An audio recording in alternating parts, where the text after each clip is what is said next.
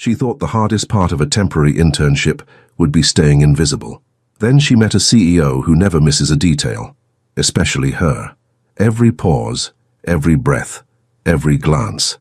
The tension is so obvious, even the office walls feel like they're holding their breath. And when he finally decides to tease her with that dangerous little nickname, trust me, you'll be yelling, "Get them out of that elevator." The elevator doors slid open on the 42nd floor with a soft chime that did nothing to calm Scarlett Bennett's racing heart. She stepped into the lobby of Simmons Capital Management, her sensible black heels clicking against polished marble that probably cost more than her entire year's rent. The reception area was all glass and steel, modern art pieces adorning walls that seemed to stretch endlessly upward. Everything screamed power, wealth, control, everything she wasn't. At 25, Scarlett had learned to make herself small, unnoticeable. It was safer that way. Her chestnut hair was pulled back in a simple, professional bun, nothing fancy, nothing that drew attention. The grey blazer she wore was 2 years old but well-maintained, paired with black slacks that were practical and forgettable. She clutched her portfolio against her chest like a shield, feeling the weight of the temporary contract inside. 3 months. Just 3 months as a temporary administrative assistant, and she could add Simmons Capital to her resume. Then maybe, finally, someone would offer her something permanent, something stable, something that wouldn't end. "Ms. Bennett?" A sharp voice cut through her thoughts. A woman in her 50s with silver hair and an expression that could freeze lava approached. "I'm Margaret, Mr. Simmons's executive assistant. Follow me." Scarlett followed through a maze of glass-walled offices where people in expensive suits moved with purpose. She caught glimpses of them glancing her way, assessing, dismissing. She was used to it. The temporary girl, the placeholder. Here today, gone in 90 days. Margaret stopped before a set of imposing double doors. "Mr. Simmons doesn't tolerate lateness, incompetence, or excuses. He expects perfection. You'll be supporting him directly during the merger preparation. Can you handle that?" Scarlett straightened her spine, lifting her chin slightly. "Yes, ma'am." Margaret's expression didn't soften, but something flickered in her eyes. Maybe approval, maybe pity. "We'll see." She knocked twice and opened the door without waiting for a response. The office was massive.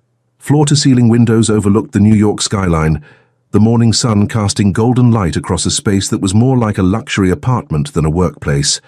Dark wood, leather furniture, shelves lined with books that actually looked read, and behind an enormous desk sat a man who made Scarlett forget how to breathe.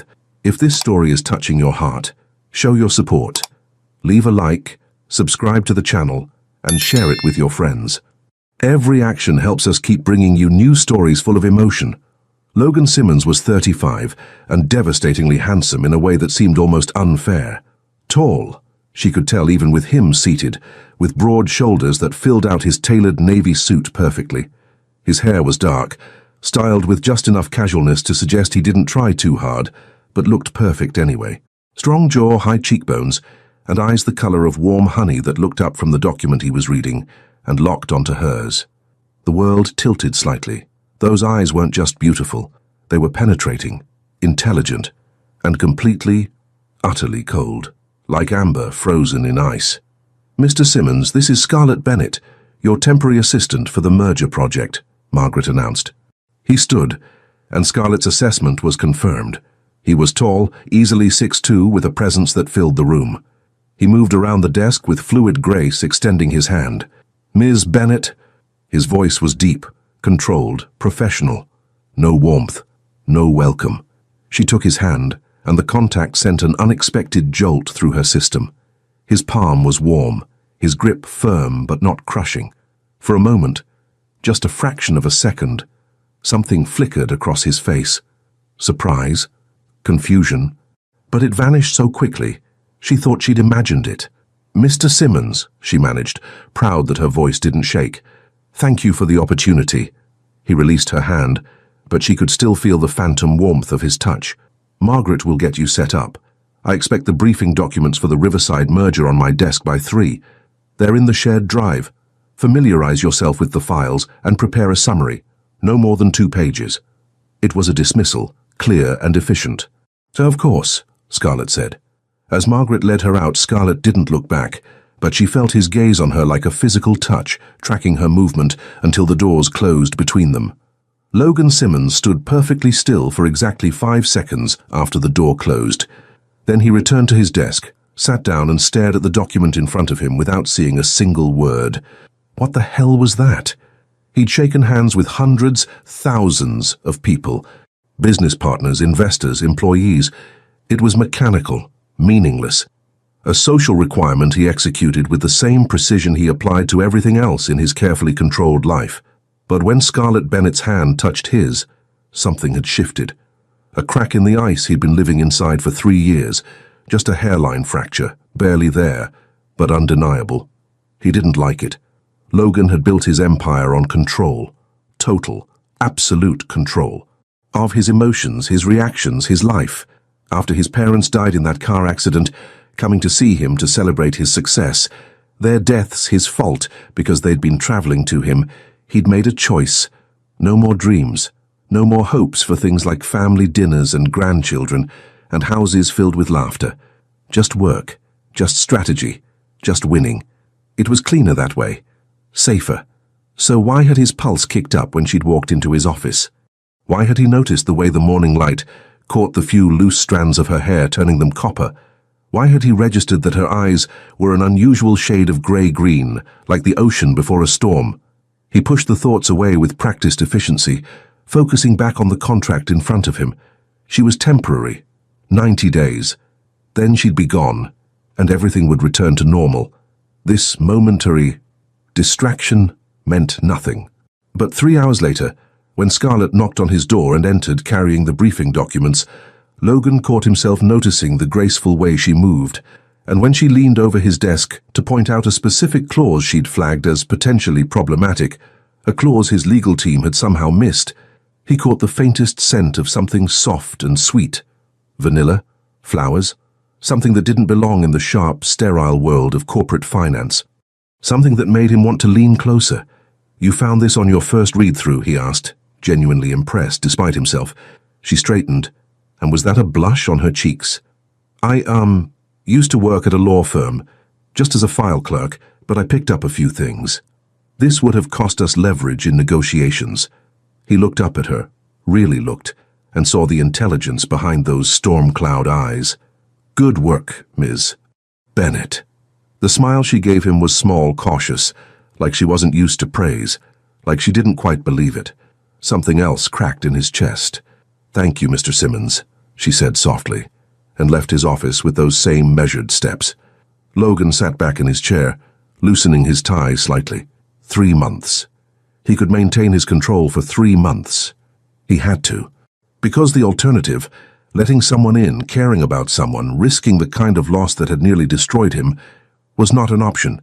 The ice would hold. It always did. But as he returned to his work, Logan found his mind drifting back to grey-green eyes and the scent of vanilla, and he wondered, just for a moment, if he was lying to himself. Outside his office, Scarlett leaned against Margaret's desk, trying to calm her racing heart. She was in so much trouble. Because Logan Simmons wasn't just handsome, he wasn't just successful, he was magnetic in a way that terrified her. And when he'd looked at her with those honey gold eyes and said, "Good work," she'd felt something she hadn't felt in years. Chosen. And that was the most dangerous feeling of all. The first week passed in a blur of coffee runs, document reviews, and meetings where Scarlett sat in the corner taking notes, while Logan commanded the room like a general directing troops. She watched him work with a mixture of awe and frustration. He was brilliant. There was no denying that. The way he could analyze complex financial models, spot weaknesses in proposals, and negotiate terms that left even seasoned executives nodding in reluctant agreement was nothing short of masterful. But he was also infuriatingly cold, professional to the point of being robotic. He never raised his voice, never showed emotion, never revealed anything beyond the absolute minimum required for the task at hand. Until the elevator incident on Friday afternoon. Scarlett had stayed late finishing a presentation for Monday's board meeting. Most of the office had emptied out by 7, leaving the 42nd floor eerily quiet. She gathered her things, exhausted but satisfied with the work, and headed for the elevators. The doors were just beginning to close when a hand shot through, triggering them to reopen. Logan stepped inside. They were alone. The elevator was spacious, designed to hold at least a dozen people comfortably, but somehow it felt impossibly small as the doors slid shut. Scarlett pressed herself against the back wall, clutching her bag, acutely aware of every breath she took. He stood near the panel, hands in his pockets, staring straight ahead, completely composed, completely unaffected. While she felt like her entire body was vibrating at a frequency only dogs could hear, the elevator began its descent. 30 seconds of silence. That was all she had to endure. She could do this. She was a professional. She would not... He shifted his weight, and the movement sent a waft of his cologne her way. Or maybe it wasn't cologne. Maybe it was just... him. Clean. Masculine. Something with notes of cedar and bergamot, and something else she couldn't identify, but that made her want to step closer, and breathe deeper, and... Stop it, Scarlett. She turned her head slightly, pretending to check something in her bag, but really she was just trying to catch that scent again without being obvious. God, what was wrong with her? This was her boss, her temporary boss. She was acting like a teenager with a crush, and she was better than this. She'd learned a long time ago not to want things she couldn't have. The elevator jolted slightly, a minor hiccup in its descent, and Scarlett stumbled forward. Logan's hand shot out, steadying her by the elbow. The touch was brief, professional, but it sent electricity racing up her arm. "You okay?" His voice was closer than she expected, deeper. She looked up and found him watching her with an expression she couldn't quite read. For a moment, his honey-colored eyes seemed less frozen, almost warm. "I'm fine," she managed. "Thank you." He didn't let go immediately. His thumb brushed against the inside of her elbow. Accidentally or intentionally, she couldn't tell, and she felt that touch everywhere. Then the moment passed. He released her, stepped back, returned his gaze to the elevator doors as if nothing had happened. But something had happened. Scarlett could feel it humming in the air between them, electric and undeniable, and completely inappropriate. The doors opened on the lobby level, and Logan gestured for her to exit first. She practically fled, calling a hurried good night over her shoulder. She didn't look back to see if he was watching. He was. Logan Simmons was a man who prided himself on self-awareness. He understood his strengths, acknowledged his weaknesses, and maintained absolute honesty with himself even when he lied to everyone else. So he couldn't lie to himself about this. Scarlett Bennett was becoming a problem. Not in her work. She was excellent, sharp, thorough, intuitive in ways that constantly surprised him. She'd caught 3 more potential issues in the Riverside merger documents, saved them from a scheduling conflict that would have cost a crucial meeting, and somehow remembered that he took his coffee black with 1 sugar when even Margaret occasionally forgot. No, the problem was everything else.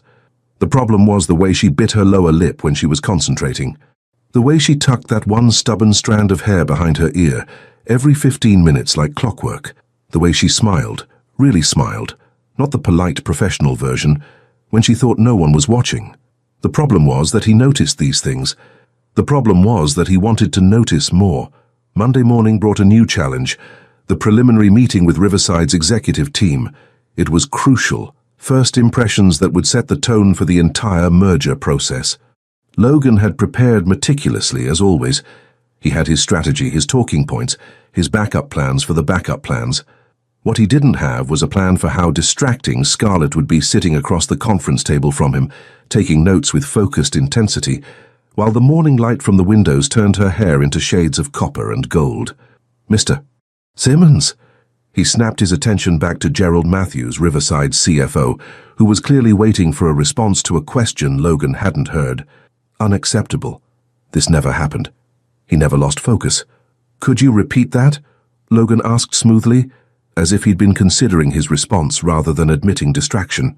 The meeting continued, and Logan forced himself into the zone, that place of pure concentration where nothing existed except strategy and numbers and winning. It worked. By the time they broke for lunch, he'd secured preliminary agreement on 3 of the 5 major sticking points. "Excellent work," Margaret murmured as the Riverside team filed out. "You had the meeting out of your hand." Logan didn't respond. He was watching Scarlett gather her materials, efficiently organizing papers into folders with those graceful movements that shouldn't be fascinating but somehow were. "She's good," Margaret continued, following his gaze. "Quick learner. Reminds me of myself 30 years ago." She paused, then added carefully, "She's temporary, Logan."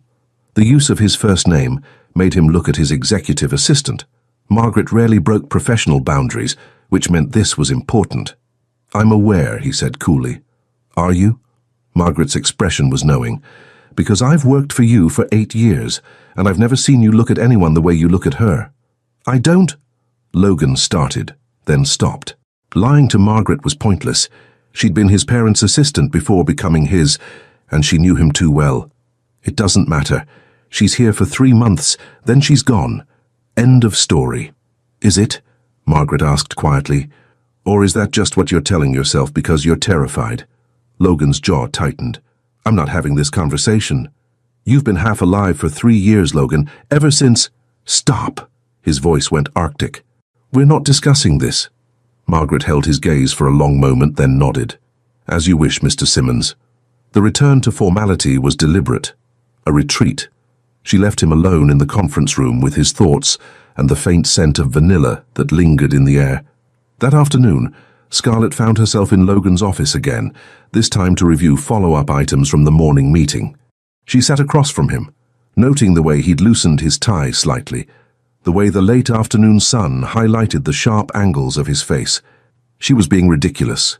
She knew it, but knowing it didn't stop her heart from racing every time he looked at her with those impossibly beautiful eyes.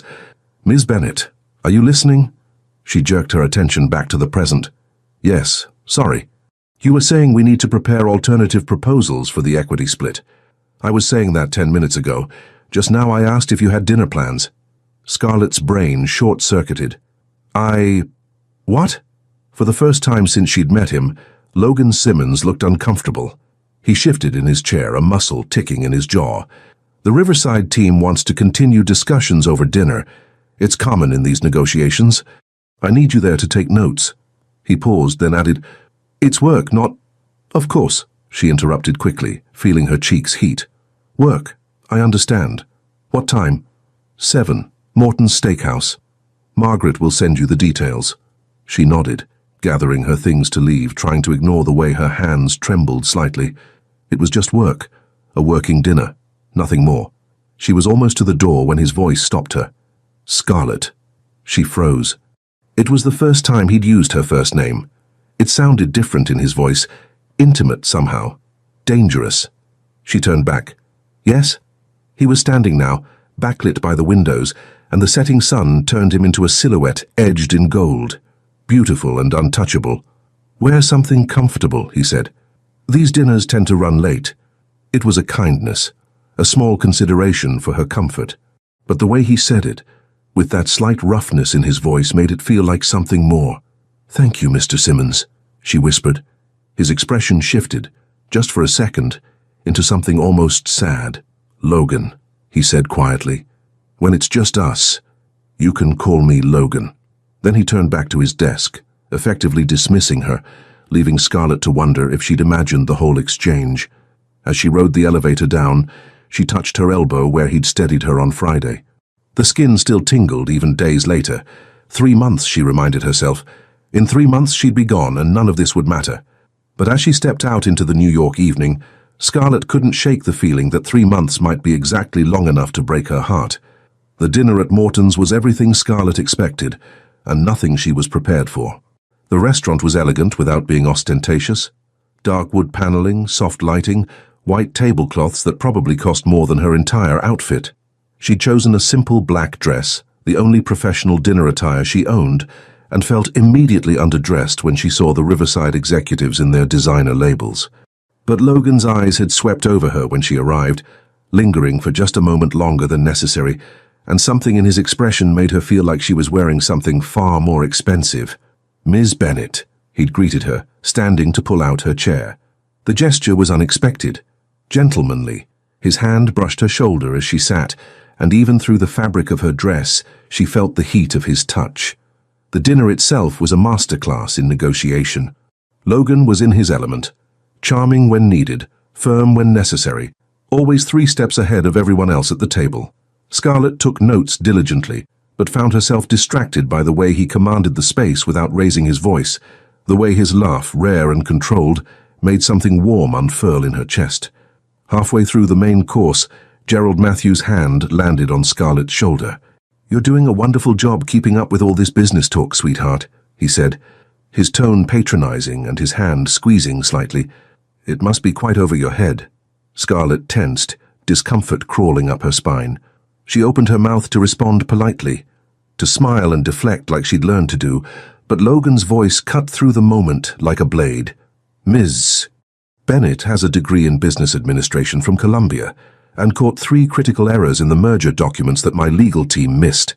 His tone was pleasant, conversational even, but his eyes had gone absolutely glacial as they fixed on Gerald's hand.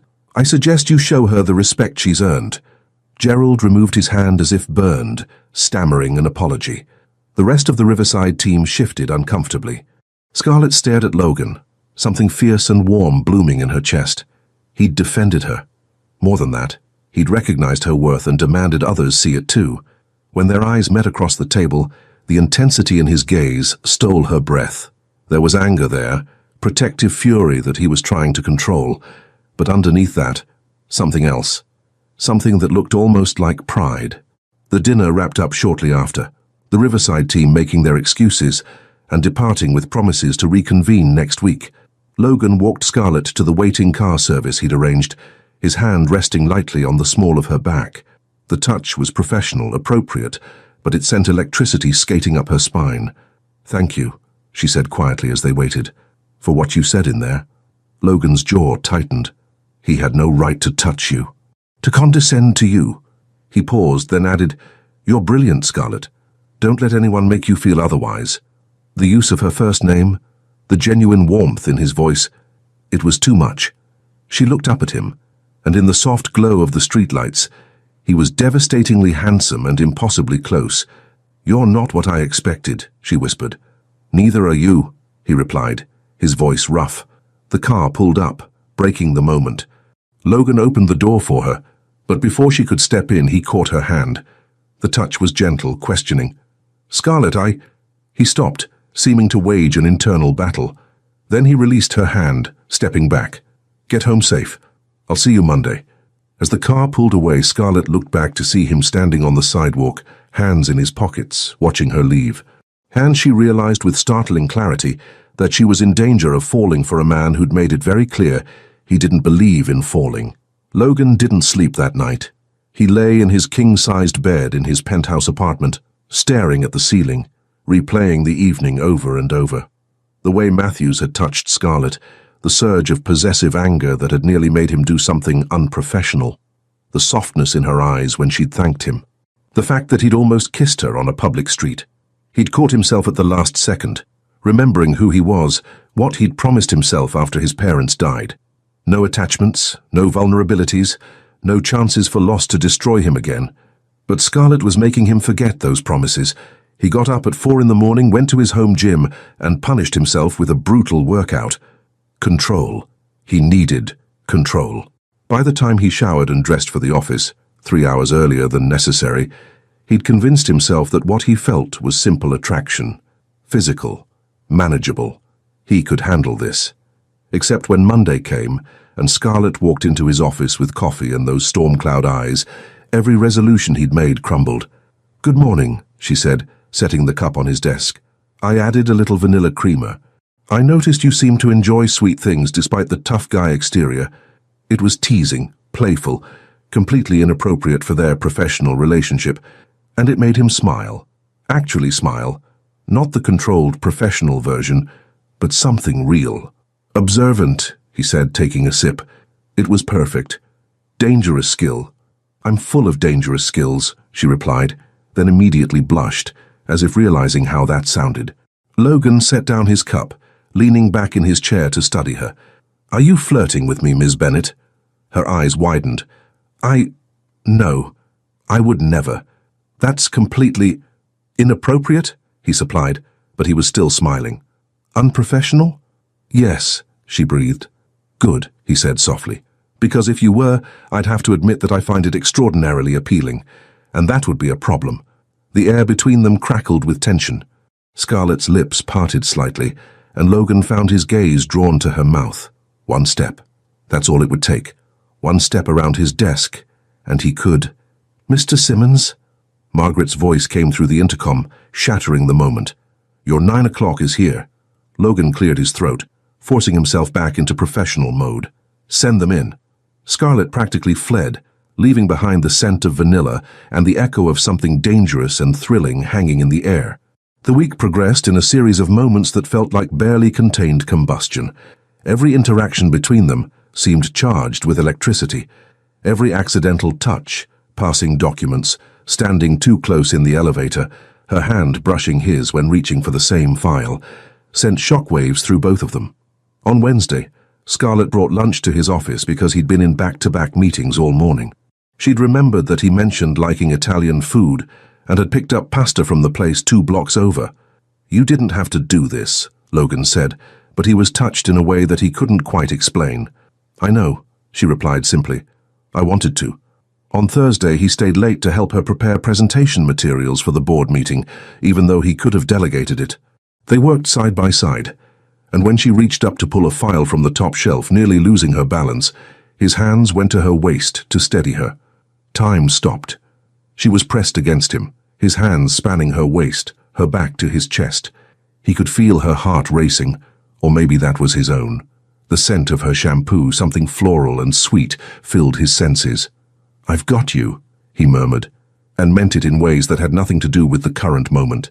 She turned her head slightly, and her cheek was so close to his that he could feel the warmth of her skin. "Logan," she whispered, and hearing his name from her lips nearly undid him. He should let go. He knew he should let go. Instead, his thumbs traced small circles against her sides, feeling her sharp intake of breath. "Tell me to stop," he said, his voice barely above a whisper. "I can't," she admitted. They stood frozen like that for heartbeats that felt like eternities. Then Logan's phone buzzed with an urgent message from Margaret, and reality crashed back. He released her carefully, stepping back, putting necessary distance between them. "I'm sorry, that was—" "Don't," Scarlett interrupted, turning to face him. Her eyes were bright, her cheeks flushed. "Don't apologize, don't pretend it didn't happen. Don't go back to being the Ice King who doesn't feel anything." "You don't understand," Logan said roughly. "I can't—" "Can't what?" "Feel something." "Want something? Or is it that you're scared?" The words hit like a physical blow because they were true. He was terrified. Terrified of wanting her. Terrified of losing her. Terrified of the way she made him feel alive for the first time in 3 years. "You're temporary," he said, and hated how hollow it sounded. "In 2 months, you'll be gone." Something flashed in her eyes, hurt, quickly masked. "Right. Temporary. I should remember that." She grabbed her bag, moving toward the door. "I'll see you tomorrow, Mr. Simmons." The return to formality felt like a door slamming shut. After she left, Logan sank into his chair and put his head in his hands. He was losing control. The very thing he'd built his entire life around was crumbling because of a woman with chestnut hair and storm-cloud eyes who made him remember what it felt like to hope.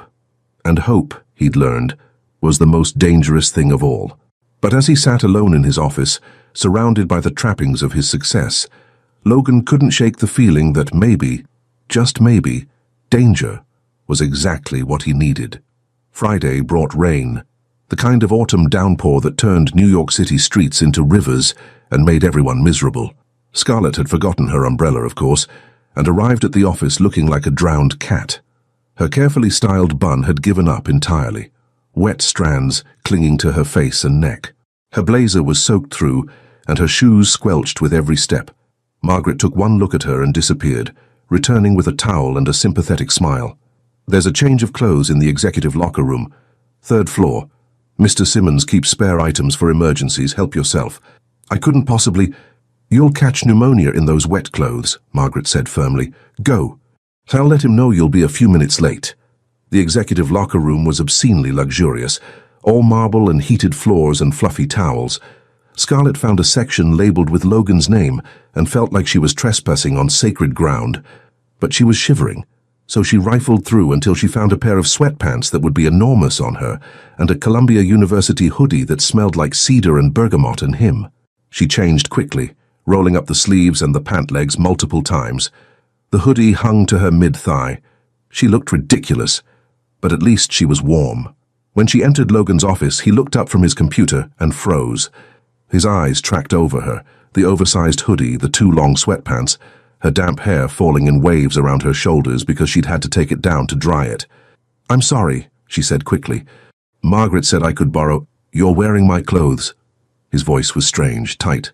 "I know it's unprofessional, but I was soaked and— You look—" He stopped, clearing his throat.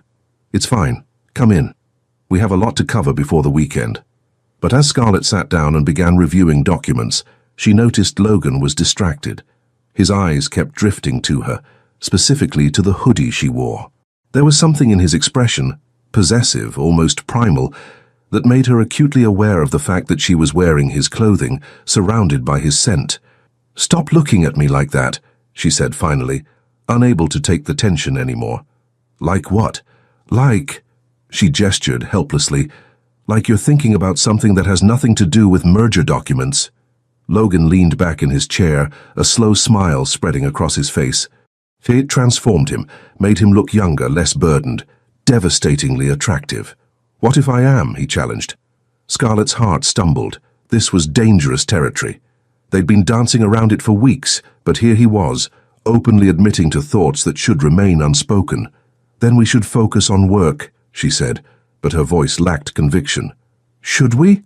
He stood, walking around his desk with predatory grace. "Or should we stop pretending this isn't happening?" "What isn't happening?" Her voice was barely a whisper. He stopped in front of her chair, close enough that she had to tilt her head back to look at him. "This. You. Me. The fact that I think about you constantly. That I notice everything. How you bite your lip when you're concentrating, how you tuck that same strand of hair behind your ear every 15 minutes, how you smell like vanilla and something floral that drives me insane. Logan. The fact that seeing you in my clothes is doing things to me that are completely inappropriate for the workplace." He reached out, tucking that stubborn strand of hair behind her ear himself, his fingers lingering against her skin. "Tell me I'm alone in this. Tell me you don't feel it too, and I'll stop." Scarlett couldn't breathe, couldn't think. All she could do was feel. The heat of his touch, the intensity of his gaze, the way her entire body seemed to lean toward him like he was gravity. "I can't tell you that," she admitted, "because it would be a lie." His eyes darkened. "Scarlett," Margaret's voice crackled through the intercom. "Mr. Simmons, your 10:30 conference call is ready." Logan stepped back abruptly, running a hand through his hair in frustration. "Tell them I need 5 minutes," he said tersely. The moment shattered, leaving them both breathing hard, staring at each other across a distance that felt both too far and not far enough. "We can't do this," Scarlett said, standing. "I'm temporary. You said it yourself. In 2 months I'll be gone, and— What if you weren't?" The question hung in the air between them. "What?" Logan's expression was conflicted, torn between desire and fear. "What if I asked you to stay? Not as a temporary assistant, as—" He stopped, shaking his head. "Never mind. Forget I said anything. I have a call." He turned away, dismissing her, but Scarlett saw the tension in his shoulders, the rigid set of his jaw. He was fighting something, fighting himself. And she was fighting too, fighting the hope that had just sparked to life in her chest, at the possibility that maybe, just maybe, she wasn't as temporary as she thought. The weekend passed in a blur of confusion and longing. Scarlett spent Saturday in her small studio apartment, wearing Logan's hoodie because she'd forgotten to return it, and telling herself that was the only reason. She buried her face in the soft fabric, breathing in his scent, and hated herself for being so pathetic. But she couldn't help it. She was falling for him, hard, fast, completely against her better judgment. Her phone buzzed with a text. Unknown number. "It's Logan. I got your number from your employee file. I hope that's not overstepping. I wanted to check that you got home safely yesterday." Scarlett stared at the message for a full minute before responding. "Not overstepping. I got home fine. Thank you for checking." 3 dots appeared, disappeared, appeared again. "Are you doing anything today?" Her heart kicked into overdrive. Just some errands, why? I was wondering if you'd like to grab coffee, as colleagues, to discuss the Riverside merger outside the office. It was a terrible idea. The worst idea. Saying yes would blur lines that were already dangerously blurred. What time? She typed before she could stop herself. An hour later, Scarlett found herself in a small cafe in Greenwich Village, sitting across from Logan Simmons in jeans and a casual sweater that somehow made him look even more attractive than his perfectly tailored suits.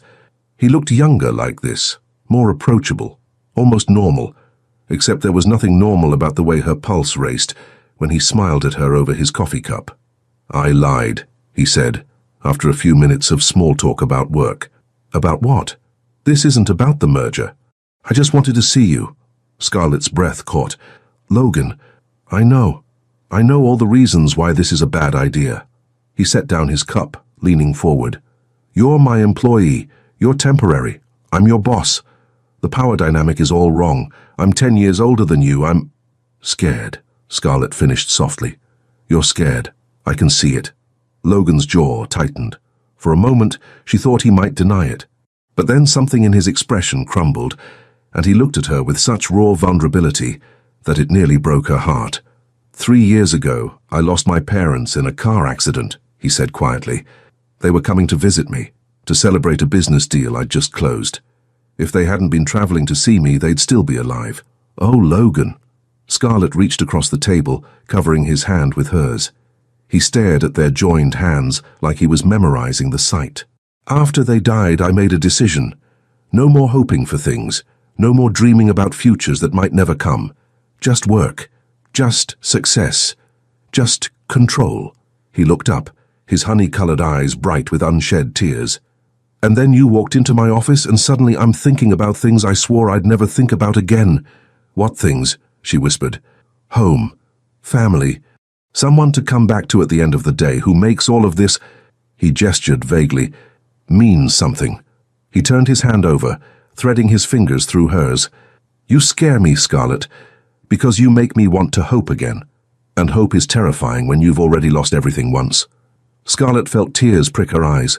She understood fear. She understood loss. But she also understood something else. "You want to know what scares me?" she said. "Being temporary. Being the placeholder. The girl who's here for 90 days and then forgotten." She took a shaky breath. "I've been forgotten before, Logan.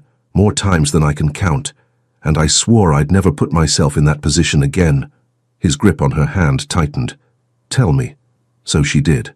In that quiet cafe, with rain pattering against the windows, Scarlett told him about being 4 years old when her parents died in a fire, about the foster homes, about being adopted at 7 by a couple who seemed perfect, until they decided 7 months later that she was too quiet, too sad, too damaged, about being sent back like a defective product. "I learned early that I wasn't worth keeping," she said, wiping at her eyes, "that I was temporary, replaceable, so I stopped hoping for permanent. I stopped wanting things I couldn't have. And now," Logan asked, his voice rough with emotion, "now I'm terrified because I want something I definitely can't have." "What?"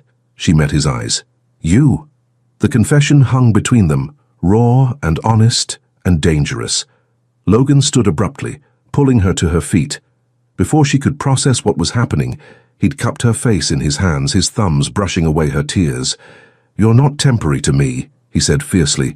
"You're not replaceable. You're—" He stopped, seeming to search for words. "You're the first thing I think about when I wake up, and the last thing on my mind before I sleep. You're the reason I smile at stupid things now.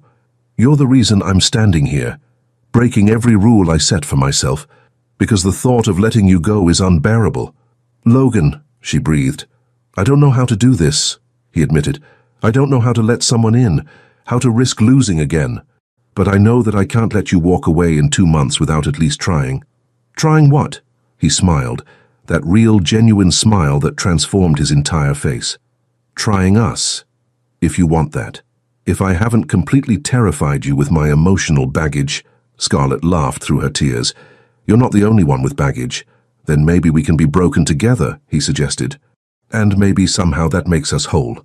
And there, in a tiny cafe in Greenwich Village, with rain falling outside and the world going on around them, Scarlett Bennett made a choice. She chose hope. She chose risk. She chose Logan. "Okay," she whispered. "Let's try." Logan's smile was like the sun breaking through clouds, and when he pulled her into his arms, holding her close, Scarlett finally understood what home felt like. It felt like him. Monday morning felt different. Scarlett walked into Simmons Capital Management with her head held higher, a secret smile playing on her lips. She and Logan had spent the rest of the weekend together, walking through Central Park, talking for hours about everything and nothing, learning each other in ways that had nothing to do with work. They'd agreed to keep things professional at the office. It was necessary, given the circumstances. But the moment she stepped into Logan's office with his morning coffee, she knew that was going to be harder than anticipated. He looked up from his computer, and the smile that spread across his face was intimate, warm, completely unprofessional. "Good morning, Princess." The nickname made her heart flutter. He'd called her that yesterday, teasingly, when she'd complained about the rain ruining her hair. It had stuck. "Good morning, Mr. Simmons," she replied formally, but her eyes were dancing. "Mr. Simmons?" He stood, moving around his desk. "I seem to remember you calling me something else yesterday." "That was the weekend. This is work." "Is it?" He stopped just inches from her, close enough that she could feel the heat radiating from his body. "Because right now all I can think about is how much I want to kiss you." Scarlett's breath hitched. "Logan, we agreed. I know what we agreed." His hand came up, tucking that stubborn strand of hair behind her ear in a gesture that was already becoming familiar. "Treasured. Doesn't make it any easier." The intercom buzzed, startling them both apart. Margaret's voice was amused. "Your 9 o'clock is early, Mr. Simmons." Logan closed his eyes briefly, clearly fighting for control. "Send them to conference room B. We'll be right there." As Scarlett turned to leave, he caught her hand, bringing it to his lips in a gesture so unexpectedly romantic that it stole her breath. "Later," he promised. "We'll figure this out." The day was a series of stolen glances and brushing touches that felt charged with electricity. During the merger meeting, Logan's foot found hers under the table, a small connection that made her lose her train of thought mid-sentence. When they passed in the hallway, his hand grazed the small of her back, sending shivers up her spine. It was torture. Delicious, wonderful torture. That evening, Logan asked her to stay late. Margaret had already left, and the office was empty when Scarlett entered his office to find him standing by the windows, looking out at the city lights. "Come here," he said softly. She crossed the room, and he pulled her against him, her back to his chest, his arms wrapped around her waist. They stood like that for a long moment, just breathing together, watching the city below. "I haven't been able to concentrate all day," he admitted, his voice a low rumble against her ear. "All I could think about was this, holding you."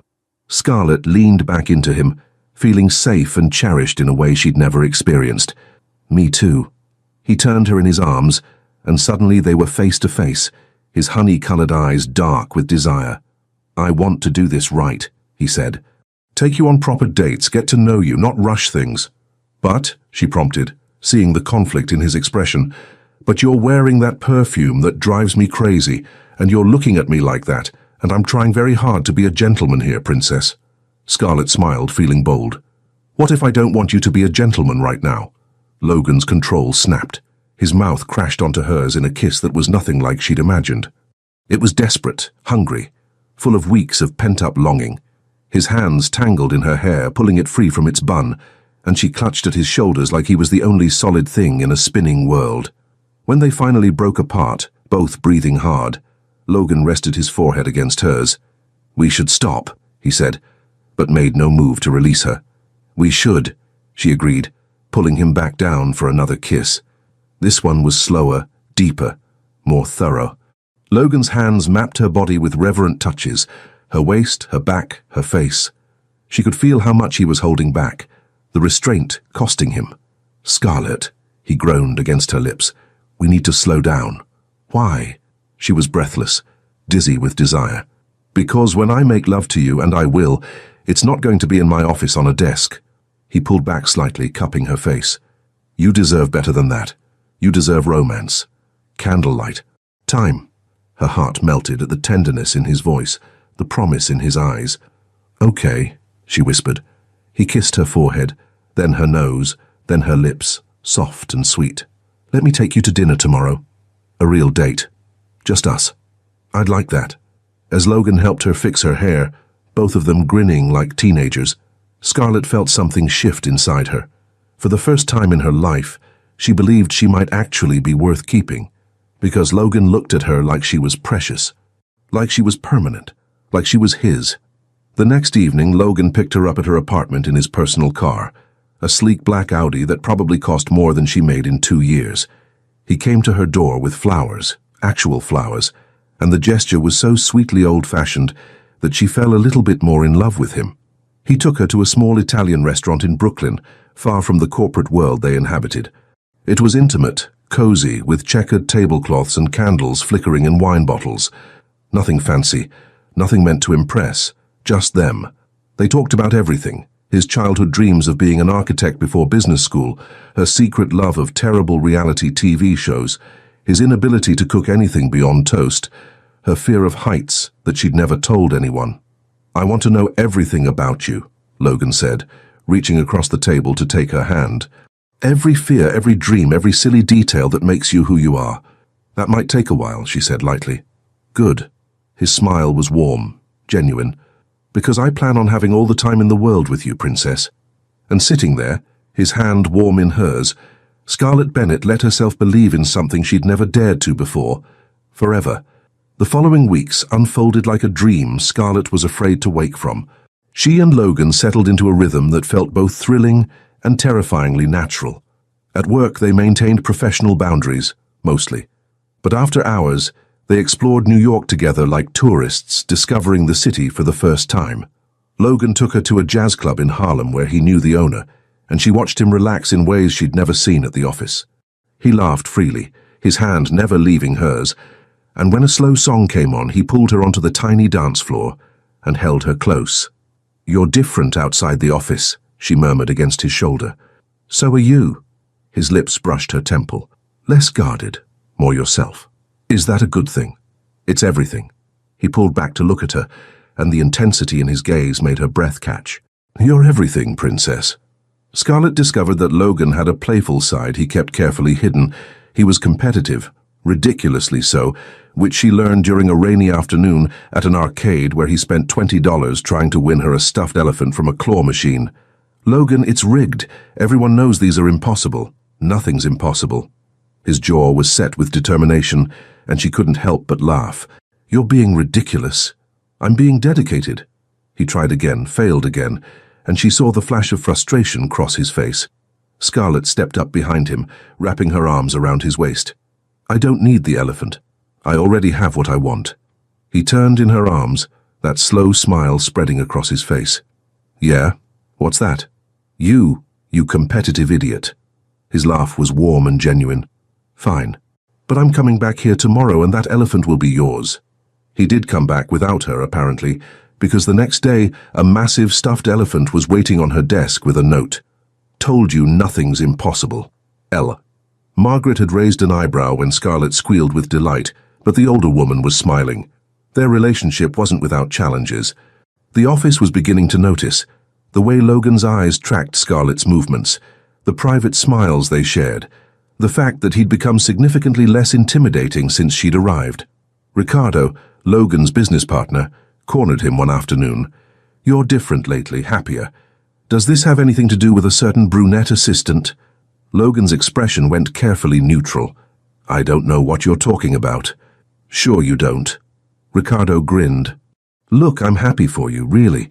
You've been a robot since your parents died.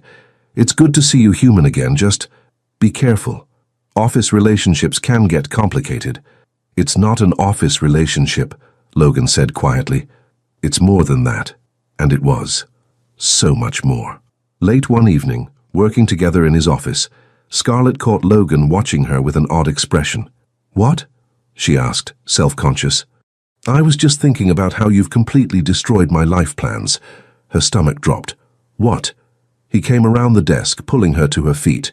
3 years ago, I had everything figured out. Work, success, control, no complications, no emotions, no risks. Logan. And then you walked in here with your storm cloud eyes and your terrible attempts to pretend you weren't smelling me. "I wasn't." she protested, blushing furiously. You absolutely were, he said, grinning. And I noticed every single time, Princess. You weren't nearly as subtle as you thought. She buried her face in his chest, mortified. I hate you. No, you don't. His arms came around her, holding her close. You love me, and that's what destroyed my plans. Because I love you too. Scarlett's head shot up, her eyes wide. What? Logan's expression was open, vulnerable, completely unguarded. I love you, Scarlett Bennett. I'm terrified and thrilled and completely out of my depth, but I love you. I think I started falling that first day when you flagged that contract clause and looked so surprised that I noticed. Tears blurred her vision. You love me? Completely. Impossibly. He brushed his thumbs across her cheeks, wiping away tears. Is that okay? She laughed through her tears, clutching at his shirt. It's more than okay, because I love you too. So much it scares me. The kiss that followed was different from the desperate passion of before. This was tender, reverent, a promise sealed with touch. Logan held her like she was precious, and Scarlett poured every emotion she'd kept, locked away, into that moment. When they finally pulled apart, Logan rested his forehead against hers. Your contract ends in 3 weeks, he said quietly. Reality crashed back. 3 weeks. Then her temporary position would end, and she'd have to leave. Unless... Stay, Logan said, echoing her thoughts. Not as my assistant, as my girlfriend, as the woman I'm falling more in love with every day. We'll figure out the job situation. Maybe you could transfer to another department, or work for Ricardo, or... Yes, she interrupted. I don't care where I work as long as I get to keep you. Logan's smile was radiant. Then you're not temporary anymore, Princess. You're permanent. Mine. If you'll have me. Always, she whispered. I'm yours. Always. And in that moment, surrounded by merger documents and city lights, 2 broken people found themselves whole. The announcement came on a Tuesday morning, shattering the fragile happiness Scarlett had built. She was sitting in Logan's office, reviewing quarterly reports, when Margaret knocked and entered with an expression that made Scarlett's stomach drop. The Riverside merger, Margaret said without preamble. Gerald Matthews just called. They're insisting on having their own team handle all administrative support during the final negotiations. They want their people embedded in our office for the next month. Logan's jaw tightened. That wasn't part of the agreement. No, but they're leveraging it as a condition for signing. They don't trust us to remain impartial. Margaret glanced at Scarlett apologetically.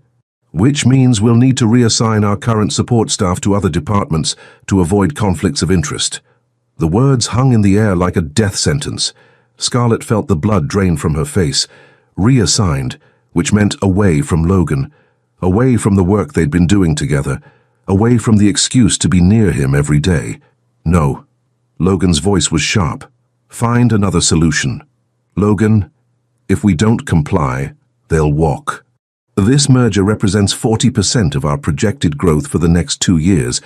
We can't... I said no. He stood abruptly. Give me 24 hours. I'll figure something out. After Margaret left, silence filled the room. Scarlett stared at her hands, fighting the familiar feeling of being unwanted, temporary, replaceable. Hey! Logan was beside her in an instant, kneeling so they were eye level. Look at me, Princess.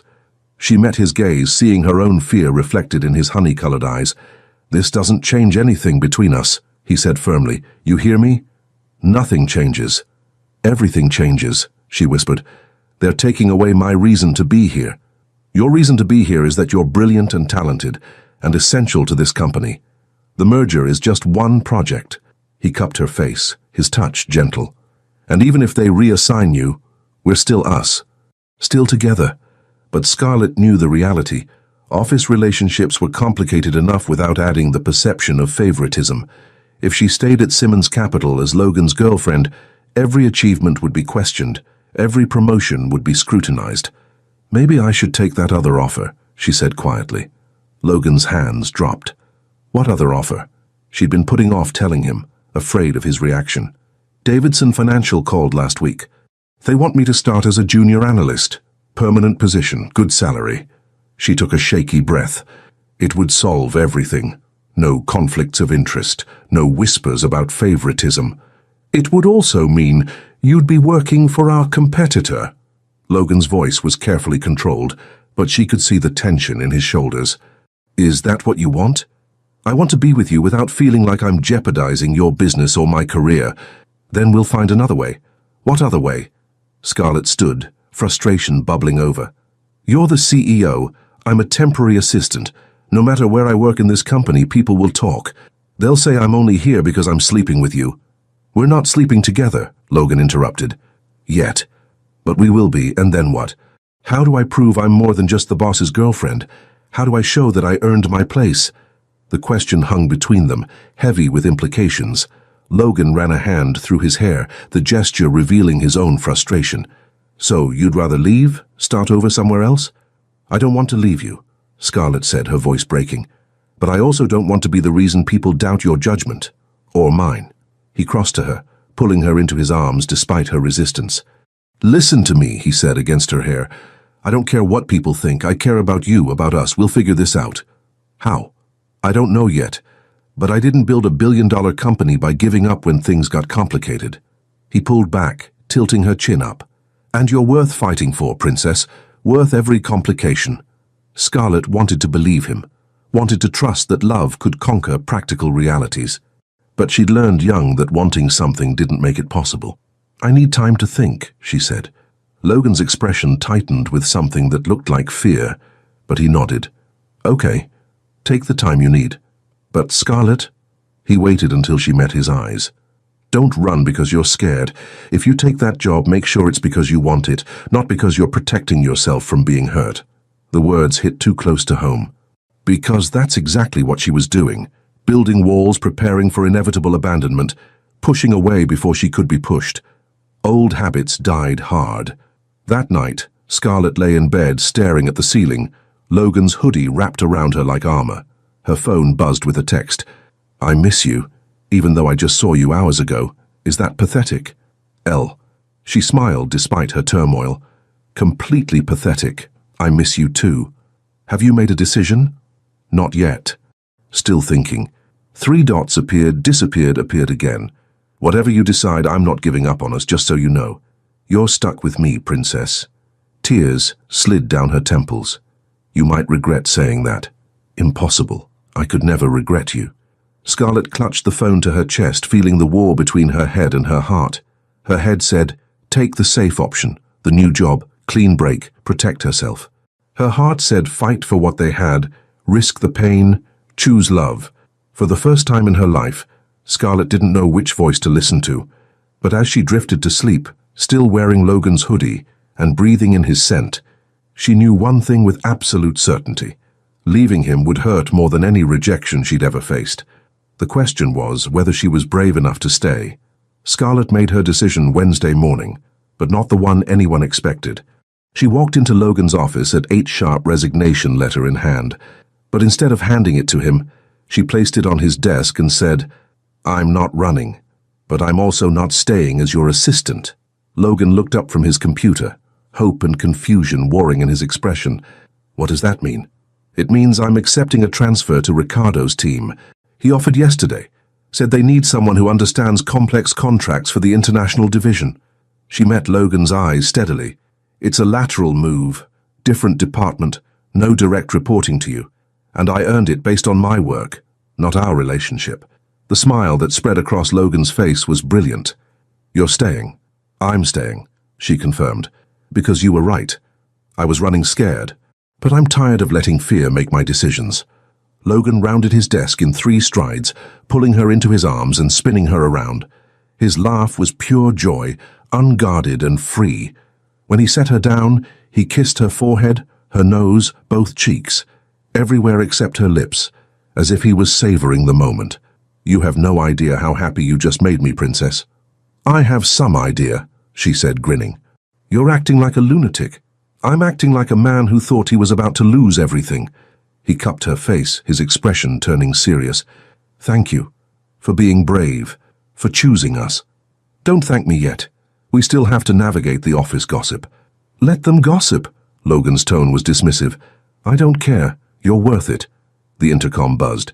Margaret's voice was amused. Your meeting with the Riverside team starts in 5 minutes. And you might want to fix your tie. It's crooked. Logan glanced down, realizing Scarlett had grabbed it when he'd spun her. They both laughed, and she straightened it for him, her fingers lingering against his chest. Go be brilliant and intimidating, she said. Only if you promise to have dinner with me tonight. I want to celebrate properly. Deal. As Scarlett left his office, she felt lighter than she had in days. She'd made the right choice. She knew it. What she didn't know was that the Riverside team was about to make everything much more complicated. The meeting went south quickly. Gerald Matthews had brought not only his administrative team, but also his daughter, Vanessa, a sharp-eyed woman in her 30s, who looked at Logan like he was prey. Daddy's told me so much about you, Vanessa purred, extending her hand to Logan with a smile that was anything but professional. I'm very much looking forward to working closely together. Scarlett, taking notes in the corner, felt something hot and unfamiliar surge through her chest. Jealousy. Pure, irrational jealousy. Logan shook Vanessa's hand briefly, professionally, and returned to his seat. Let's discuss the transition timeline. But Vanessa wasn't deterred. Throughout the meeting, she found ways to touch Logan's arm, lean close to examine documents, laugh at things that weren't funny. And every single time, Scarlett's grip on her pen tightened. She hated this feeling. Hated the insecurity that whispered that Vanessa was exactly the kind of woman Logan should be with. Polished, connected, from his world. Not a former foster kid with bargain bin clothes and abandonment issues. After the meeting, as everyone filed out, Vanessa lingered. Mr. Simmons, I was hoping we could discuss the merger over drinks tonight, just the two of us. I have some concerns about the integration timeline. Before Logan could respond, Scarlett heard herself say, Mr. Simmons has plans tonight, but I'm sure we can schedule something during business hours next week. 3 pairs of eyes turned to her. Vanessa's were cold. Gerald's amused. Logan's were warm with barely contained laughter. And you are? Vanessa asked icily. Scarlett Bennett. I handle Mr. Simmons's schedule. It wasn't technically true anymore, but Vanessa didn't need to know that. How territorial, Vanessa said, her smile sharp. Don't worry, sweetheart, I'm only interested in business. The dismissive tone, the condescending sweetheart, made Scarlett's blood boil. But before she could respond, Logan stood. Miss Matthews, as my colleague indicated, I have prior commitments tonight. Margaret will coordinate a meeting for next week. Gerald, I'll have the revised timeline to you by Friday. It was a clear dismissal. Gerald took his daughter's arm, steering her toward the door, but Vanessa shot one last look over her shoulder, a look that promised this wasn't over. When they were alone, Logan turned to Scarlett, eyebrows raised. Jealous, princess? Absolutely not, she lied. Really, because you just very territorially informed her that I'm unavailable. I was protecting your schedule. Uh-huh. He crossed to her, backing her against the wall with a predatory smile. You know what I think? What? She tried to sound annoyed, but probably just sounded breathless. I think you were about 30 seconds from clawing her eyes out. His hands braced on either side of her head, caging her in. And I think it's incredibly attractive. You're delusional. Am I? He leaned closer, his lips nearly brushing hers. Say it. Admit you were jealous. Fine, Scarlett huffed. I was jealous. She was touching you and looking at you like you were dessert, and I wanted to throw my notebook at her perfectly styled head. Happy? Logan's smile was triumphant. Ecstatic. Because you have absolutely nothing to be jealous about. There's only one woman I want touching me, looking at me, being with me. And she's currently pressed against my office wall, looking absolutely furious and beautiful. I'm not beautiful. You're the most beautiful thing I've ever seen. He said it with such conviction that Scarlett almost believed it. And you're mine, just like I'm yours. Vanessa Matthews and every other woman on the planet can't change that. Scarlett felt the tight knot in her chest loosen. Promise? Promise. He kissed her forehead tenderly. Now, about that celebration dinner. I'm thinking somewhere fancy enough to make you feel special, but casual enough that you'll be comfortable. You know what would make me feel special? Scarlett asked. What? Ordering pizza and watching movies at your place. Just us. Logan's expression softened. That sounds perfect, princess. Absolutely perfect. And it was. Logan's penthouse was everything Scarlett expected, and nothing she was prepared for. Floor-to-ceiling windows overlooking Manhattan, minimalist furniture that screamed expensive taste, and a kitchen that looked like it had never been used. It was beautiful, impressive, and utterly soulless. "It's not very homey, is it?" Logan said, reading her expression as he set down the pizza boxes. "It's clean," Scarlett offered diplomatically. He laughed, pulling her into his arms. "It's a showroom. I know. I bought it because my financial advisor said it was a good investment, but I've never really lived here, not the way you mean. Where do you live then?" Logan's expression turned thoughtful.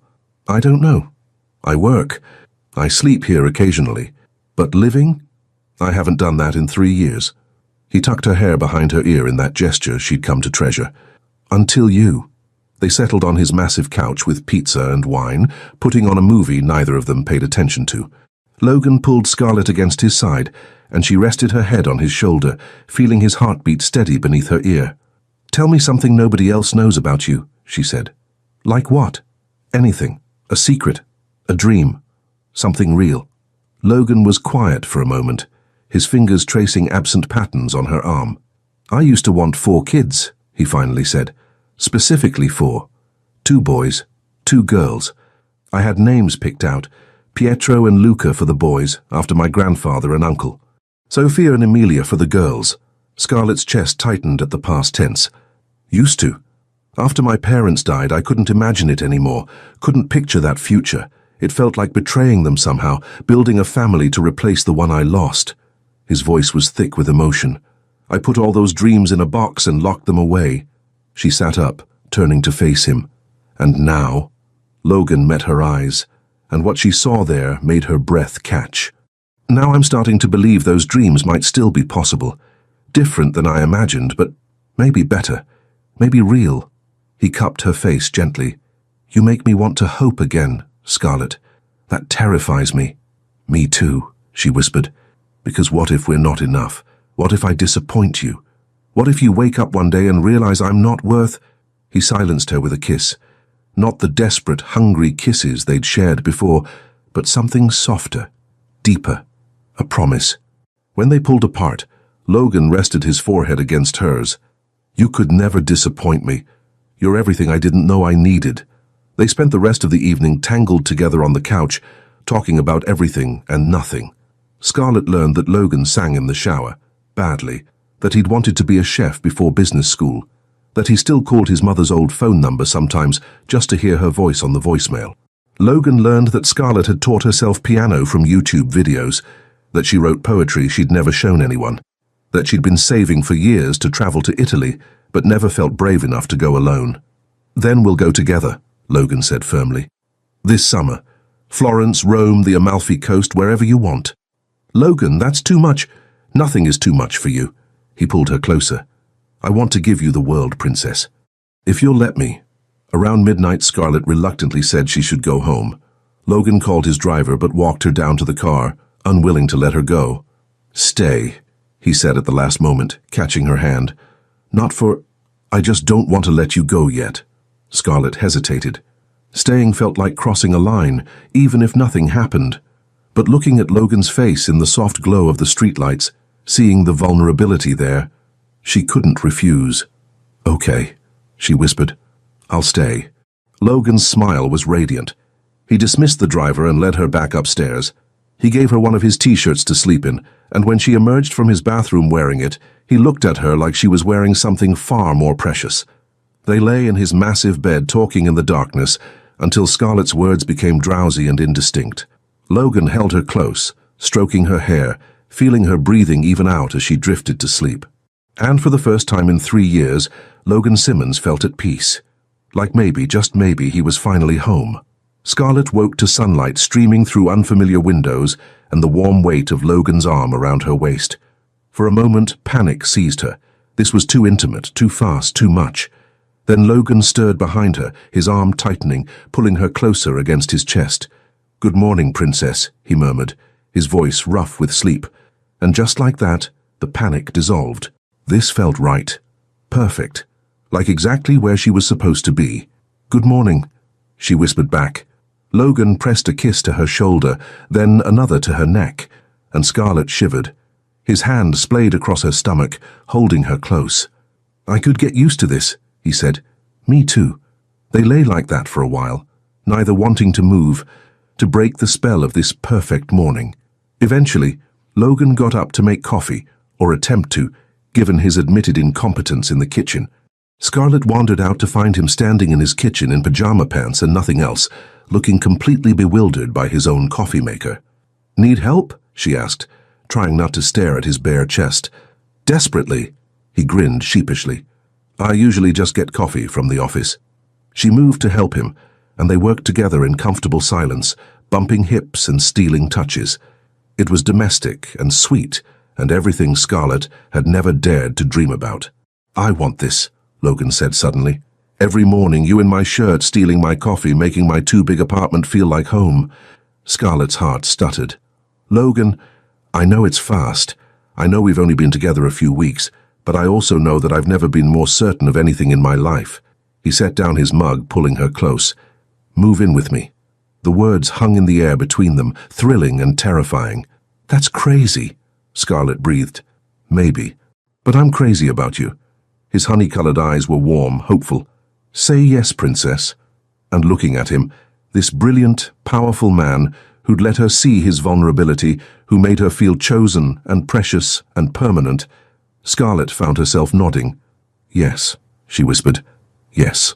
The news broke 3 days after Scarlett agreed to move in with Logan. She was packing boxes in her tiny studio apartment when her phone rang. A number she didn't recognize, but somehow felt familiar. "Hello? Scarlett, it's Linda Morrison." The box Scarlett was holding slipped from her hands, contents scattering across the floor. Linda Morrison. The woman who'd adopted her at 7, the woman who'd returned her 7 months later like a defective product. How did you get this number?" "I've been looking for you for years." Linda's voice was older, shakier than Scarlett remembered. "I saw your picture in a business article about Simmons Capital Management. The merger announcement, I had to reach out." Scarlett's hands trembled. "Why? After 18 years, why now?" "Because I need to apologize. To explain." Linda took a shaky breath. "I was wrong, Scarlett. So terribly wrong. You weren't too quiet or too sad or too anything. I was grieving and broken, and I took it out on you. My marriage was falling apart, and instead of fixing it, I blamed an innocent child." The words Scarlett had waited 18 years to hear felt hollow now, empty. "Too late. You destroyed me," she said quietly. "Do you know that? You made me believe I was unlovable, unfixable, wrong. I know, and I'm so sorry." Linda was crying now. "I don't expect forgiveness. I just needed you to know that you were never the problem. It was always me." After Linda hung up, promising not to contact her again unless Scarlett wanted, Scarlett sat among her scattered belongings and cried. Great, heaving sobs that came from somewhere deep and wounded inside. That's how Logan found her an hour later, having come to help with packing. "Princess, what happened?" He was on his knees beside her immediately, pulling her into his arms. Through broken sentences and tears, she told him. About Linda's call, about the apology that came too late, about the wound that was suddenly raw and bleeding again. "She doesn't get to do this," Scarlett said fiercely, pulling away from Logan's embrace. "She doesn't get to waltz back into my life and expect forgiveness just because her conscience is finally bothering her." "No," Logan agreed. "She doesn't. But Scarlett, I don't want to hear that I should forgive her, that it'll help me heal or whatever psychological nonsense." "I was going to say," Logan interrupted gently, "that you're allowed to be angry, to hurt, to not forgive her. Ever, if that's what you need." He cupped her face, wiping away tears with his thumbs. "But I also want you to know that she was wrong, about all of it. You're not too quiet or too sad or too anything. You're perfect. And anyone who couldn't see that doesn't deserve you." Scarlett collapsed against him, and he held her while she cried. When the tears finally subsided, Logan carried her to the couch, settled her in his lap, and just held her. "Tell me about them," he said quietly. "Your parents. The real ones." Scarlett stiffened. She never talked about her biological parents. Never. "I don't remember much," she started slowly. "I was only 4 when they died, but I remember my mum singing. She had this beautiful voice, and she'd make up silly songs about everything, making breakfast, folding laundry, putting me to bed. A sad smile touched her lips. And my dad, he gave the best hugs, the kind that made you feel completely safe. They sound wonderful. They were. And then they were gone. And I spent the next 3 years in foster care convincing myself I'd imagined how good it was, that maybe they weren't really that great. Because if they were, why did they leave me? Logan's arms tightened around her. They didn't leave you, Princess. They were taken. There's a difference. I know that logically, but emotionally. She shook her head. I spent my whole childhood feeling abandoned. Even after Linda adopted me, I was just waiting for the other shoe to drop. And when it did, it confirmed everything I believed about myself, which was that I'm not worth keeping. Logan pulled back, forcing her to look at him. His honey-colored eyes were fierce, almost angry. Listen to me very carefully. You are worth keeping, worth fighting for, worth everything. He kissed her forehead, her nose, her cheeks. And I am going to spend every single day proving that to you until you believe it. Logan, I mean it, Scarlett. You're stuck with me. I'm not going anywhere, ever. His voice was rough with emotion. You're my home now, and I protect what's mine. Something inside Scarlett shifted, settled. For the first time in 18 years, she let herself believe that maybe, just maybe, she really was worth keeping. I love you, she whispered. I love you too, Princess. So damn much. They stayed like that until the sun set, holding each other, healing together, and when Logan finally carried her to his car to take her to his penthouse, their penthouse now, Scarlett realized something profound. She'd spent her whole life looking for a family to belong to, but family wasn't about blood or adoption papers, or even shared history. Family was Logan holding her while she cried.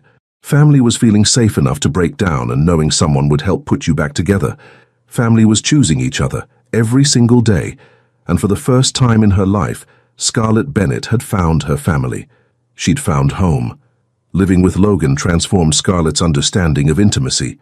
It wasn't grand gestures or expensive gifts, though he certainly tried to spoil her. It was the small moments. Logan bringing her coffee in bed every morning, still slightly terrible at making it despite her patient lessons. Finding post-it notes hidden around the penthouse with messages like, "You're beautiful," and "Missing you already," when he left for early meetings. It was also discovering his quirks. He couldn't sleep without the window cracked open, even in winter. He talked to himself while reviewing contracts, carrying on full arguments with imaginary opponents. He had exactly 3 shirts he rotated through on weekends because he claimed they were comfortable, even though they were all identical. "You're kind of a weirdo," Scarlett told him one Saturday morning, watching him make pancakes, his one culinary achievement. "You're just figuring this out now?" Logan flipped a pancake with surprising skill. "I thought my obsessive spreadsheet habit tipped you off. You have a spreadsheet for our grocery list. Organization is sexy. Organization is neurotic." He turned, spatula in hand, eyebrows raised. "Are you complaining about my neuroticism, Princess?" Scarlett grinned. "Never. Your neuroticism is one of your most endearing qualities. Right up there with my devastating good looks and incredible modesty." She threw a dish towel at him, laughing when he caught it one-handed without looking. "And your humility. Can't forget that." These moments of lightness made the stress of work bearable, because work had become increasingly complicated. The Riverside merger was hitting roadblock after roadblock, and Vanessa Matthews seemed determined to make Logan's life, and by extension Scarlett's, miserable. The crisis came on a Wednesday. Scarlett was in Ricardo's office, reviewing international contracts, when Margaret rushed in, her usual composure shattered. "Scarlett, I need you in conference room A now." Something in Margaret's tone made Scarlett's stomach drop. She followed quickly, entering to find Logan standing rigid, his face a mask of barely controlled fury, while Vanessa sat at the table looking smug. "What's going on?" Scarlett asked. "Ms. Matthews has made an accusation," Logan said, his voice dangerously calm. "Perhaps she should repeat it." Vanessa's smile was venomous. "I'm simply concerned about potential conflicts of interest. It's come to my attention that you and Mr. Simmons are living together. My father and I feel this compromises the integrity of the merger negotiations." Scarlett's blood ran cold. "That has nothing to do with—" "Doesn't it?" Vanessa stood, circling like a predator. You worked directly for Mr. Simmons during the preliminary negotiations. How do we know you didn't share confidential information? That your relationship wasn't designed to manipulate the terms in Simmons Capital's favor? That's absurd, Logan snapped. Scarlett transferred to a different department precisely to avoid conflicts of interest. Her integrity is beyond question. Is it? Or are you too personally involved to see clearly? Vanessa's eyes glittered. My father is prepared to walk away from this merger unless we can guarantee complete transparency. Which means either Ms. Bennett leaves Simmons Capital entirely, or we're done here. The ultimatum hung in the air like a guillotine blade. Scarlett felt the familiar panic rising, the old instinct to run, to protect herself, to leave before she could be left. She opened her mouth to say she'd resign, but Logan spoke first. Then we're done. His voice was steel. Because I won't negotiate with threats, and I certainly won't sacrifice good people to appease baseless accusations. Logan, this merger is worth millions. Vanessa started. I don't care. He moved to stand beside Scarlett, his presence solid and unwavering. Some things are worth more than money. Integrity, loyalty, love. He took Scarlett's hand, threading his fingers through hers. And I choose her. Every time. Vanessa's face flushed with anger. You're making a mistake. The only mistake I made was not calling out your manipulation sooner. Logan's smile was sharp. Your father will hear from our lawyers about the breach of good faith negotiations. We're done here. After Vanessa stormed out, Scarlett turned to Logan, her heart hammering. You just walked away from 40% of your projected growth. I walked away from a toxic partnership with people who don't share our values. He cupped her face gently. And I'd do it again in a heartbeat. You are more important than any merger, any profit margin, any business deal. You're everything. Scarlett felt tears prick her eyes. I love you. I love you too, Princess. And I'm never letting you go. As they stood in the empty conference room, hands clasped, Scarlett realized something profound. Logan had chosen her. Publicly, definitively, without hesitation. She was finally, truly chosen. And it felt like coming home. The fallout from the Riverside merger collapse was swift and brutal. The board called an emergency meeting. Investors demanded explanations. Business media speculated about Logan's judgment. Through it all, he remained calm, controlled, unshakable. But Scarlett saw the toll it took. The tension in his shoulders when he thought she wasn't looking. The way he'd wake at 3 a.m. to review financial projections. The fear, carefully hidden but present, that he'd made a catastrophic mistake. Talk to me, she said one night, finding him on the penthouse balcony staring at the city lights. Logan pulled her against him, wrapping his arms around her from behind. I'm fine. You're a terrible liar. She turned in his arms, forcing him to look at her. You're worried. He was quiet for a long moment. What if I was wrong? What if I let my feelings cloud my judgment? That merger would have tied you to people who use manipulation and threats as negotiation tactics, Scarlett interrupted firmly. You made the right call, the ethical call. Ethics don't pay salaries or keep the company solvent. Logan Simmons, you brilliant stubborn man. She grabbed his face, making him focus on her. You built a billion-dollar company from nothing. You'll find another opportunity, a better one, with people who actually deserve to work with you. His expression softened. How are you so sure? Because I know you. I've watched you work. You're the smartest person I've ever met. And you don't give up. She smiled. Also, you're ridiculously competitive. There's no way you're letting Vanessa Matthews win. Logan's laugh was surprised and genuine. You're right. God, you're absolutely right. He kissed her forehead, then her nose, lingering close to her lips, but not quite closing the distance. The restraint was killing both of them. What would I do without you? Probably make terrible coffee and live in an empty showroom. Definitely. His arms tightened around her. You've changed everything, you know. Before you, I was just going through the motions. Now I actually want to build something meaningful. A legacy. A life. You already have all that. Not without you, I don't. His honey-colored eyes were intense, vulnerable. Scarlett, I need to ask you something important. Her heart stuttered. Okay. But before Logan could continue, his phone rang. He ignored it. It rang again. You should get that, Scarlett said reluctantly. Logan sighed, pulling out his phone. His expression shifted from annoyance to surprise. It's Jameson Price. Scarlett's eyes widened. Jameson Price was legendary, a British investor known for backing ethical, sustainable companies. If he was calling Logan, "Take it," she urged. 20 minutes later, Logan hung up with an expression of stunned disbelief. "He wants to partner with us, said he's been following our work, and was impressed that we walked away from Riverside on principle. He's offering better terms than they did, with complete autonomy for our company." "Logan, that's amazing." "It's perfect. Better than perfect." He grabbed her, spinning her around, his laugh pure joy. "You were right. You're always right. I should record this moment. Logan Simmons admitting I'm right. Don't get used to it, princess." But he was grinning, and the weight that had been crushing him for days had lifted. They celebrated that night with champagne and take-out Chinese food, sitting on the floor of the living room like college kids. Logan told her about his plans for the partnership, eyes bright with excitement she hadn't seen in weeks. "I want to do things differently this time," he said. "Build something that matters, that my parents would be proud of." "They already would be proud of you." Logan was quiet, then said softly, "I think they'd love you, my mom especially. She always said I needed someone who wouldn't let me take myself too seriously." Scarlett felt tears prick her eyes. "I wish I could have met them." "Me too." He pulled her closer, kissing the top of her head. "But I think they sent you to me anyway. A gift I didn't know I needed." As they sat together in comfortable silence, Scarlett realized that everything had led to this moment. Every rejection, every hardship, every moment of doubt had brought her here, to Logan, to home, and she wouldn't change a single thing. The next morning, Logan woke Scarlett with kisses and coffee, still slightly terrible but made with love. "Get dressed, princess. We're celebrating properly." "Where are we going?" "It's a surprise." His smile was mysterious. "Trust me?" Scarlett looked at this man who'd chosen her over millions, who'd fought for her, who'd made her believe in permanent.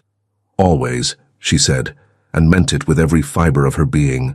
Logan's surprise was a weekend trip to the Catskills, a beautiful lodge surrounded by autumn foliage, far from the chaos of New York City. When they arrived Friday evening, Scarlett gasped at the sight.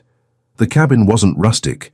It was elegantly appointed with floor-to-ceiling windows overlooking a private lake, a fireplace already crackling, and a bedroom that made her heart race with anticipation and nervousness. "Logan, this is private," he finished, pulling her close. "Just us. No work, no interruptions, no world, just you and me." They spent Saturday exploring the area, hiking trails ablaze with fall colors. Logan held her hand the entire time, pointing out wildlife, telling stories from his childhood camping trips with his parents. Scarlett watched him come alive in ways she'd never seen, relaxed, playful, completely present. That evening, Logan cooked dinner, or attempted to. Scarlett sat on the counter, sipping wine and laughing as he somehow managed to burn pasta. "I thought you could make pancakes," she teased. "Pancakes are the extent of my abilities. This is clearly beyond me." He abandoned the stove, moving to stand between her legs. "We could order pizza again." "Or we could just not eat," Scarlett said boldly, surprising herself.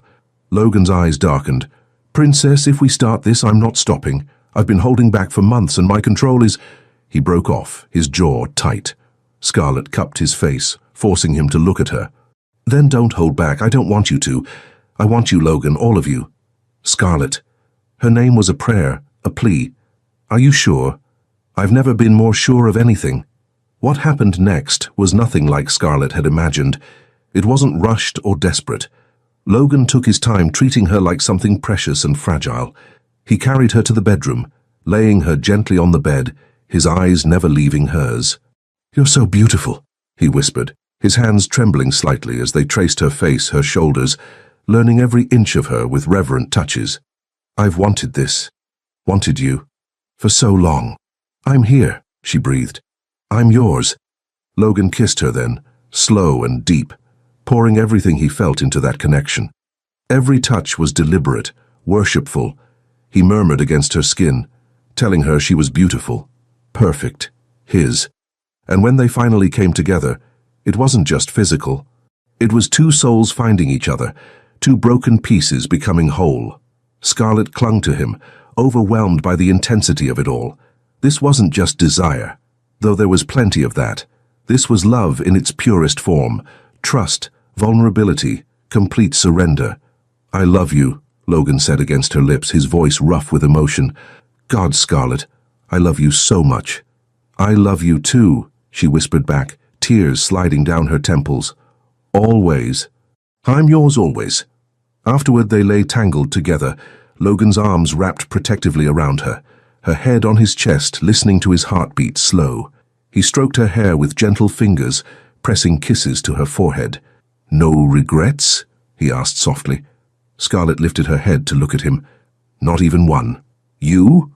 Only that I waited so long. He smiled, tucking that stubborn strand of hair behind her ear. But it was worth it. Worth waiting for the right moment. The right person. You're the only person, Princess. The only one I've ever wanted like this. They talked for hours in the darkness, sharing secrets and dreams and fears. Logan told her about the house he wanted to build. Not the one from his old plans, but something new. Something they'd designed together. Scarlett confessed that she wanted to write a book someday, something she'd never told anyone. Then write it, Logan said simply. I'll support you in whatever you want to do. What if I'm terrible? Impossible, you're brilliant at everything. He kissed her softly. But even if you were terrible, which you won't be, I'd still be proud of you for trying. As dawn broke over the lake, painting the sky in shades of pink and gold, Scarlett realized something profound. This wasn't just about finding love or being chosen.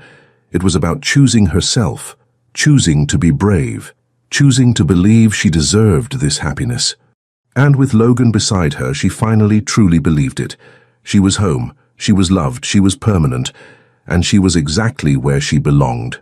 6 months later, Scarlett stood in the unfinished living room of the house they were building together in Westchester. It wasn't the old plans Logan had saved, this was theirs. Designed together, dreamed together, a perfect blend of both their visions. The contractor says the kitchen will be done next week, Logan said, wrapping his arms around her from behind. And the nursery... He stopped, correcting himself. The guest room should be ready by fall. Scarlett smiled at his slip. They'd been calling it the guest room, but they both knew what it would become eventually, when they were ready. I love it, she said, leaning back against him. I love all of it. Even the chaos, the construction dust, the fact that we're still living in the penthouse while this gets finished. Especially that. She turned in his arms. Because it's ours. We're building it together. Logan's expression softened. We're building everything together. He reached into his pocket and Scarlett's breath caught as he pulled out a small velvet box. Which is why I need to ask you something. Logan! Shh! Let me do this right. He took a shaky breath, and she realized he was nervous. Logan Simmons, who commanded boardrooms without flinching, was nervous asking her to marry him. Scarlett Bennett, you walked into my life when I'd given up on living. You made me laugh again, hope again, dream again. You showed me that broken people can heal each other, and that love isn't about being perfect. It's about being perfectly imperfect together.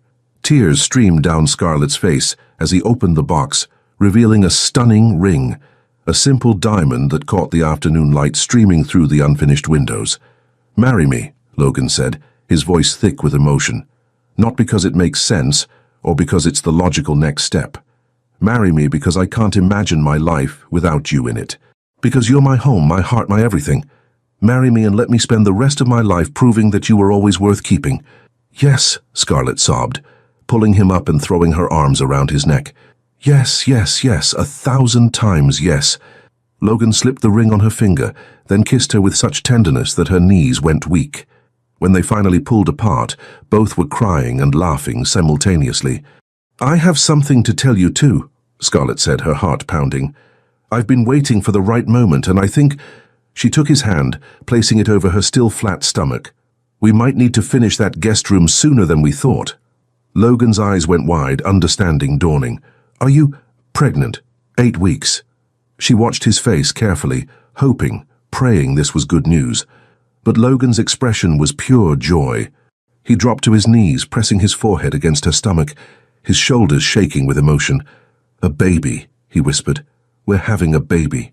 Are you happy? He looked up, his honey-colored eyes bright with tears. Happy doesn't even begin to cover it. His voice broke. I thought I'd never have this. Never get to be a father. And now? He stood, cupping her face. Now I get everything. You, marriage, A baby, a family, everything I'd given up hoping for. If it's a girl, Scarlett said softly, I was thinking maybe Sophia, like your mum wanted. Logan's tears spilled over. He kissed her deeply, pouring every ounce of love and gratitude into that kiss. Sophia, he agreed. It's perfect. You're perfect. They stood in their half-built house, holding each other as the sun set through bare windows, painting everything gold. Outside, construction equipment sat silent. Inside, two hearts beat in perfect rhythm, soon to be three. I can't believe this is real, Scarlett whispered. That I get to keep you. That this is my life. Believe it, princess. Logan's smile was radiant. Because I'm not going anywhere. Not ever. We're permanent, remember? Permanent, she echoed, touching her ring, her stomach, his face. I like the sound of that. And as they stood together in the house they were building, a house that would soon fill with laughter and love and the patter of small feet, Scarlett Bennett finally understood what it meant to be chosen. Not just chosen for a moment, but for always, forever. Home, leave your comment and share this story with someone special. It truly helps us keep bringing new stories to you. And if you want to follow every chapter of this emotional journey, subscribe to the channel and turn on the notification bell. Your support makes all the difference.